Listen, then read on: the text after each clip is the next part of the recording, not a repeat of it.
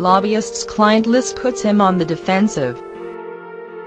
After decades of work for some of this country's most powerful lobbying firms, Lanny J. Davis, the lawyer who once helped defend President Bill Clinton from impeachment, is suddenly scrambling to defend himself. Since leaving the White House, Mr.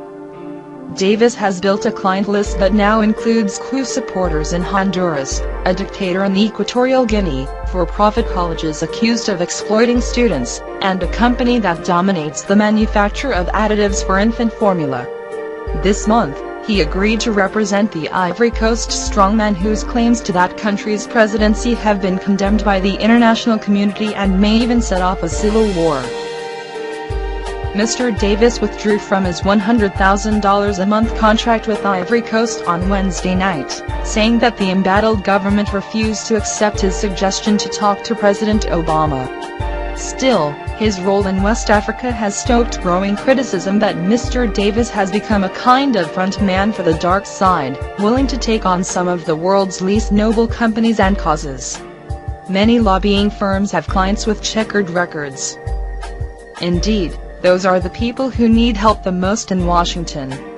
But many activists and even some government officials said the list of clients in Mr. Davis's firm stood out. You look at who he represents, and the list is just almost unseemly, tawdry, said Meredith McGehee, a lobbyist for California WIC Association, which represents agencies that serve poor women with infant children, and who faced off against Mr. Davis this year in the fight over baby formula, which his client won.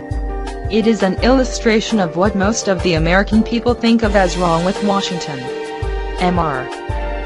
Davis says he is aware of the criticism, particularly since his representation of Ivory Coast became an issue.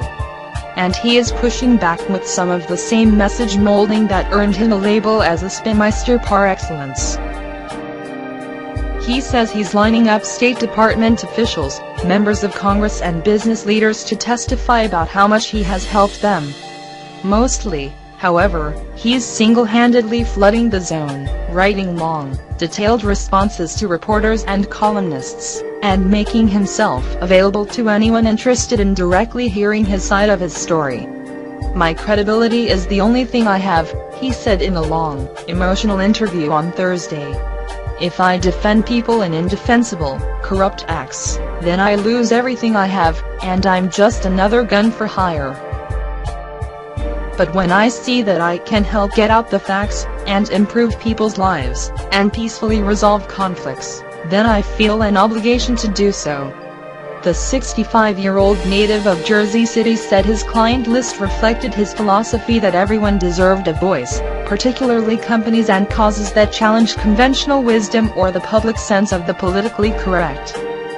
In his career, he has not only embraced controversy, but has also sought it out, portraying himself above all as a crisis manager committed to peacefully resolving conflicts.